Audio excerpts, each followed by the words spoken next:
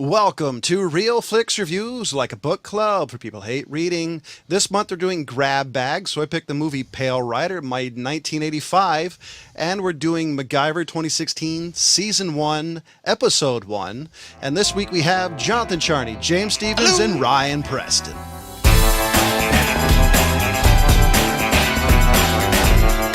So here's the description for Pale Rider 1985. A mysterious preacher protects a humble prospector village from a greedy mining company trying to encroach on their land.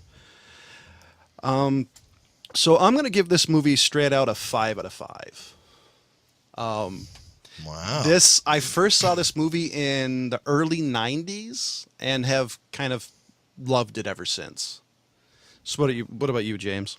Yeah, I go with a 4 out of 5. This is actually one of my first Clint Eastwood westerns that I ever watched. Ryan? Wow, I get to be this guy, huh? Two and a half, 5. Nice. 5. Fuck, I wish I was sitting there, because sometimes I just wish you could slap. Only if you went nyeh, nyeh, nyeh afterwards. So here's the reason why I love this movie. One is the fact Clint Eastwood's character doesn't really have a backstory. I mean, they allude to it, they show signs of it, but he's kind of somewhat of a mysterious stranger riding on a pale horse. Oh, that's new for Clint Eastwood. Well, yes, no, I don't disagree. But it's also the new twist, the new twist on this of them reading Revelation, the four horsemen at the beginning, kind of alluding to what he might be. Also, the fact that Clint Eastwood himself has not really given a whole lot of information about this character, which is something, a lot of people after the fact go, "Oh, he was this guy." He has never done that. The Revelations Revelation. thing, that's a twist for this movie. No, I just like how I really like how they framed that, though. There's also, we'll keep going. Hacky. Well, I'm not disagreeing. I still liked it, though. So, but before we get... Is that all you got? Well, I don't want to give everything away. I'm going to, No, I thought that's what the point was. No, I'm saving more for discussions. I'm going to save some ammo. All right. For me, like I said, this is one of the first Clint Eastwood westerns I was ever introduced to. I didn't watch it in the 90s. I watched it before that. But... it was just that, for me, it was a new thing as a kid. So there is some nostalgia along with this one. But still, I can't really go much higher on it because there's a lot of stuff that, as Ryan said, been done before. I will have to add... I am giving an extra point for the entertainment factor on one particular scene. Okay. You talking about the nut scene? No, I'm going to bring it up later. All right. I don't know. Ryan? Okay. I mean, there's kind of a lot to unpack with this movie. This is well after he had done all of his sort of Sergio Leone movies. 15 years later. Yeah, something like that. Now, I can't remember the first Western I saw, but when I was about like 10 or 11, my dad was smart enough to throw me onto Sergio Leone. And I think Fistful of Dollars might have been his first pick, which that to me is the Man with No Name trilogy. Okay. This movie, it was like, obviously Clint Eastwood directed this movie and it was well after, all of these things had happened. So you can see him trying to, kind of take what he had learned from Sergio Leone and kind of revive sort of the Man with No Name, character, but it was slightly different. It did not have the same kind of cohesion, any kind of the aesthetic appeal. It was the nuts and bolts of the kind of story that Sergio Leone was amazing at telling. See, I never thought this was an extension of the Man with No Name series. Dude, what? Here's the reason why. I mean, you could tell he's trying, but I never thought it was for a couple of reasons. This movie has a completely different feel than any other ones. He's playing the same character. Oh, yeah, but I never thought it was supposed to be that, Blondie is a better name than Preacher. Yes. No, I don't disagree, but to me, this movie is... This was... in addition to The Man with No Name. See, I disagree. Yeah, I mean, I know it's supposed to be, but I still disagree. Well, okay, whatever. That's your opinion. That's just like your opinion, man. Yeah. Um, But and don't, I mean, there's a lot of basically Clint Eastwood seemed like he was trying to make himself cool as shit, like he usually is. And let's be honest, Clint Eastwood in any of the old school game trilogy, High Plains Drifter. I could definitely go on this list, blanking on a lot of them, but was the coolest guy of all time, you know. And he was trying to make himself look extra cool in this movie, and he did, and sort of at the expense of everybody else. I definitely agree. He kind of made himself the obvious hero, but one of the Everything reasons else seemed a little clunky. The drawback on this to me is the bad guys. You The didn't boy hate band, you them. mean? Well, like none of the bad guys in this movie you really hated. You're just like, wow, those guys are a bunch of dicks. That's the one part Hell, I about. kind of liked Chris Penn up until he tried to rape the poor girl. See, I No, thought he's always a whiny. Yeah, my daddy gets here. you see, I always Yeah. thought the bad guys in this movie, you don't hate them. I mean, the rape scene adds a little bit, but to me, they're a little thin. I mean, honestly, the reason why the only cool well, and there they're was a little Jaws. non-present. They're a little sort of like a generic bad guy Club? without a voice. And then you have Jaws, who Might as well be the Foot Clan. Richard Keel. He Who's- went by Oh, club in dude, this film. Jaws. I was so happy to see that dude.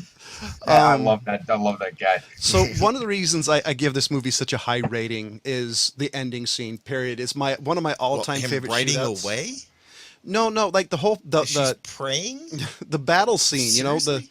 the fighting scene. I love. Okay, hold on a second. All of those guys died because they had spurs on. Yes, but that was old timey. Apparently, But so everybody. did Clint. Yeah. Okay, but still, I mean, you're stalking somebody. I'm just saying a pair of ninja slippers could have saved some lives. I mean, moccasins at the time. Right. Yeah, okay, ninja whatever, slippers. moccasins. That's right. Some Japanese dude suddenly appeared in the old west, in the middle of nowhere in California. Said, "Here, take these." Well, I I'm love. sure there's a Chinese version, and there's some coolies hanging around. I do. Oh dear God, please. If you're gonna get Ninjas mad at are somebody for from what he just said, Japan. blame Ryan. Ninjas What? are That was a from historically Japan. accurate term. I know. I do. One of the reasons why I love this movie is the ending scene with his firearm, which, by the way, is an actual firearm. It is Yeah. period correct. Yep. I love. Same with the loading. I love. Although it was converted from cap and ball. Yeah.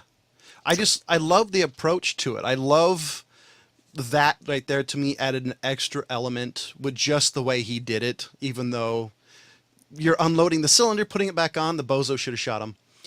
But I love the extra element to that, and the hunting scene and trying to get all the guys. The whole thing has always been one of my favorite shootouts. Okay. It was pretty cool. It had that moment. I prefer the one in Silverado myself, which is not that long after this movie, by the way. And you also Oh, hold on. I want to bring this up. I was trying to remember. Okay, so the shootout in that town. How much did Kevin Costner in Open Range steal from this film for that? most Seriously, of it. just putting that out there, because the first time I saw Open Range and their big shootout, I'm like, well, that's from Pale Rider. The only thing they're missing is a young Jeter. Yeah. Okay, but so let me just throw something out there. If you are sort of loading your gun, right, and then somebody else points a gun right at you, don't then raise your gun towards them. Yeah. Just the entire room sitting there like with their guns like completely, shells out of the thing, wheels sticking out of the side of the, and just not one of them says like, oh, maybe I shouldn't turn my gun towards the guy who's currently pointing a gun at me. Yeah. Yeah, I love that beginning of that scene's funny too. He walks into that place, starts sipping on a cup of coffee, and I then like the two guys that leave right away. Yeah. As soon as he comes out, they're like, oh, I'm good. I'm out. Yeah. reminds me of that one scene from Jack Reacher, the bar scene. I just that fight scene to me is worth the cost of entry. The somewhat bad storytelling in certain aspects, because it's one of my favorites. I kind of like the one scene in Unforgiven better, when you just see him go nuts. See, that's the thing, man, is out of so many fucking Clint Eastwood movies, like I can't. This doesn't even compare, to a top like 6 or 7 list. Honestly, I pretty much like all of his westerns. I'd say almost all of them are, if not 5 out of 5s, really close. Because there's not a whole lot of bad ones after. I do think Unforgiven was more of like an essay in westerns. You pretty much had everything there. Well, some That was of for them, a few some of dollars Clint more for Eastwood me. movies basically almost invented, the modern genre. Before that it was Roy Rogers and shit like that. Well, Well, yeah, a couple John Waynes as Yeah. well. Yeah, I mean, but still, I mean, even those were, Well, John Wayne's was still kind of the traditional western when you had the what was it? Clint Eastwood was more of an anti-hero. He was the bad guy you always wanted to win, which I think gave westerns a new lease on life. well, he was the sort of the chaotic good. I mean, he's the Han Solo. Yeah, well, we talked about this when we did one of his other ones about that, he couldn't get financing in the States to do it, and that's why they're referred to as spaghetti westerns. But this one was one where they actually didn't quite do it that route. And Yeah, no, this is definitely So- a Oh, this Clint was Eastwood venture. yeah, this was Clint Eastwood doing his own thing. But I mean, there was some things I really liked. I mean, I liked Sydney Penny, who was Megan Wheeler. She was like my first movie crush. Because I really liked her, but then you got the whole pedophilia thing going on. I Well, yeah, understand the nowadays, age like I thing, can't the watch thing. Addams Family anymore because I had a crush on Christina Ricci. Yeah, it's kind of hard. Anyway, wow, really bad choice of words there, cowboy. right? Anyway, Yeah, all but, I did was refer to 19th century unskilled workers as coolies. but and what I you- was gonna for the- say for the is, pedophile. for me, the film, It's all his fault. this pacing was really strange for the westerns that he had usually done. I liked the pacing on this It movie. was There was a lot of in between bullshit that didn't need to be there. Yeah, It was definitely a little like jumpy at points, but I Little still House on the Prairie at some points. yeah. yeah, I, You I like do my mama, don't you? I do like it though. The one scene, the whole thing I thought was weird and it was out of middle of nowhere was that James just alluded to was the I love him, you love him. Yeah. Where and the other problem is there's no time reference for this. So if you actually watch it, it goes from one day you meet him to the next day you're ready to have his children. That to me was a fast jump. Yeah. Well, she hated him at Yeah, first. everything else was dead slow. Now, listen, I don't mean to talk an incredible amount of shit. I'm really just sort of reacting to Charney's 5 on this one. It's just bewilderment that I'm expressing. It really comes down to loving the battle scene at the end. I love I It was love down to loving this movie when you're like 10 years old. well I really love how they slowed down the fight even more by the introduction of his weapon. I think it added a new twist to it. The stalking, I think, at least the time that I can remember, was a little bit different. It was you showed a little bit strategy. What weapon was that, by the way, that he was carrying? I don't I remember. didn't recognize it at all. No, but it's That was it's a based Navy off a one, right? real. It's based off an actual firearm that was break action like that. Yeah, I'm thinking of. Well, it I was mean, a- I don't remember. I've seen similar versions of that loading mechanism. I've but seen it quite a bit, but yeah, I don't remember the actual model of it. I think it's a Navy or something. So it's one of the reasons I like it. I just love how they slow down the fight. I love the introduction to strategy, which has always been kind of a Clint Eastwood. But it's always something his movies do. The whole thing. It's to me, it's worth the cost of entry just for the battle scene, in my opinion. I it takes a understand long that. time to get around to him, though. Yeah, but that's something I always said. Some of his movies were like that to me. It's like I just want to see a fight scene, and then you got like 4 minutes of them staring at each other. I was actually just kind of cool that they were doing like a it's a type of mining process you don't see too often, the sluicing. Up here, you do. What that is when you can't actually dig into the mountain, you have to just blast water at these big giant hills and just sort of break it away, sort of by quick erosion. Yeah. But yeah, That was- usually done kind of small time, but yeah, it's not a really well known. Matter of fact, what's it called, placer. What that is sort of those sediments that are inside of that hill that are just too loose to get to otherwise. So Placerville got its name from those types of hills. Yeah. Which is, yeah. Yeah. So I do like this movie, and it's like I said, I love the ending of it. So what do you think, James? What's your rating for it? I don't know. I still have a question. What's moose piss worth? I'm not touching that one or drinking it. It's just the guy who's paying for it. So, but what do you know? I'm sticking with my 5 out of 5. I don't know. I mean, I kind of want to give it a 4, but it would just be a point of nostalgic because honestly, like Ryan's been saying, there's so many more westerns that he's done that are way better than this. But see, but nostalgia should count as points. If it makes you, go back to man, but not. to me it does. I've always been one of those guys, but on the other hand, I've always been out in the open. Because if it wasn't, I take my nostalgia with a grain of salt, though. I couldn't, defend certain movies. Don't get me wrong. If I was watching Goonies, I'd probably not give it as good a rating if I saw it today. But if I look at it, though, you'd kick your 10-year-old self's ass if when they said they loved that movie. But I look at it this way. The 5 that are as westerns for me would be Outlaw Josie Wales, Unforgiven, for a few dollars more. But so what's your revised rating? I gotta keep it. I don't know. I think I've got to go with like a 3.5. Wow. Okay. Because it really isn't that stand-up quality of what you look for in a Clint Eastwood It western. seems kind of like a cheap knockoff, doesn't it? Yeah, at times, yeah. Okay, I'm gonna have to revise. Bring it down the average. 4 out of 5.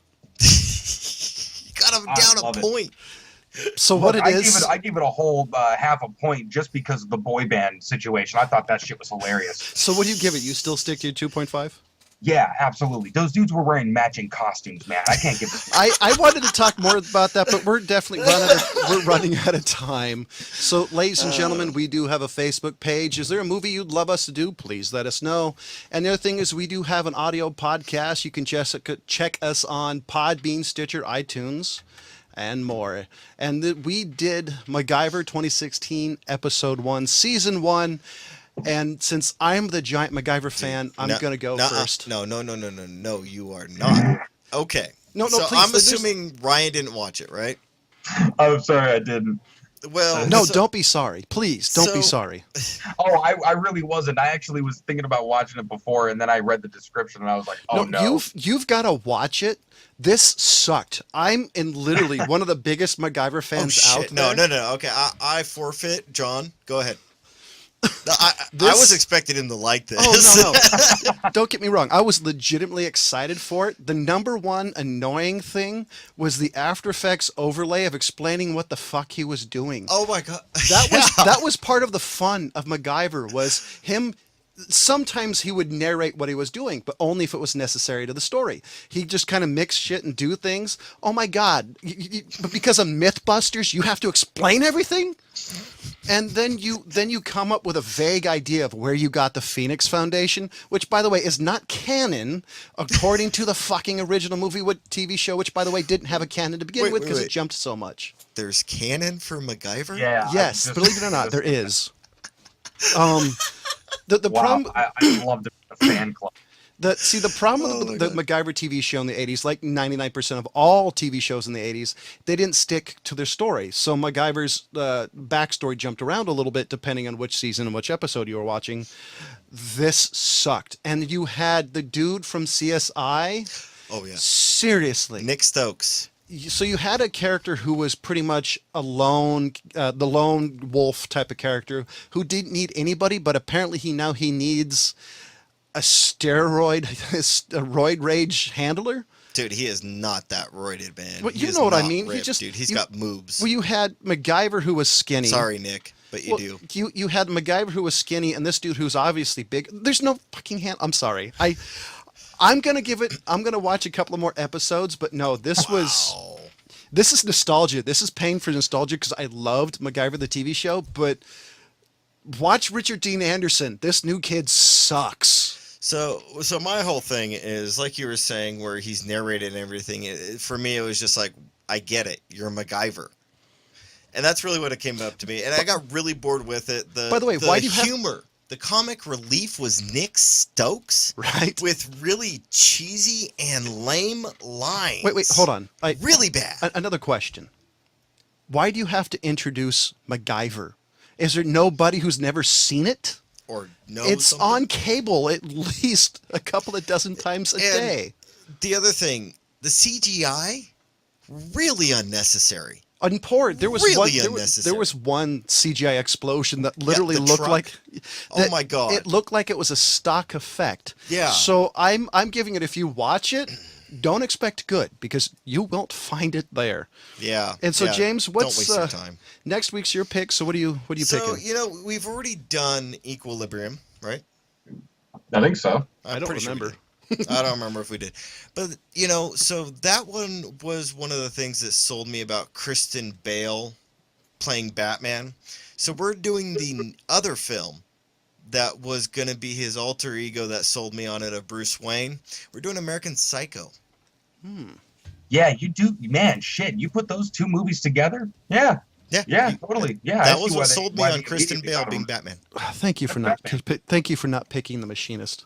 So, this one for me, it was one that I didn't jump out to watch right off the bat, but I was pleasantly surprised when I watched it. I'm predicting a 4 out of 5 on it for me. It's been Yeah, like at least a decade. It's been a while since I've seen it. I sense a 4 on the way for that one also though, because So- I think everyone was sort of pleasantly surprised. So Yeah. from ladies, that, like, so John? ladies and Are you? I've never seen it. So do you know about it?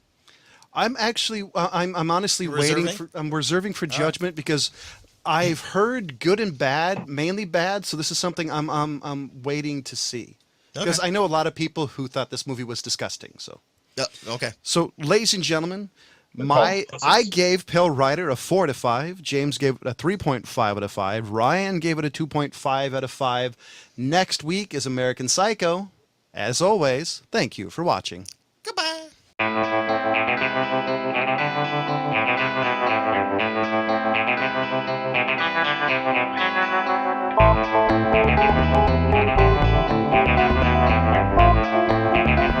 Thank you.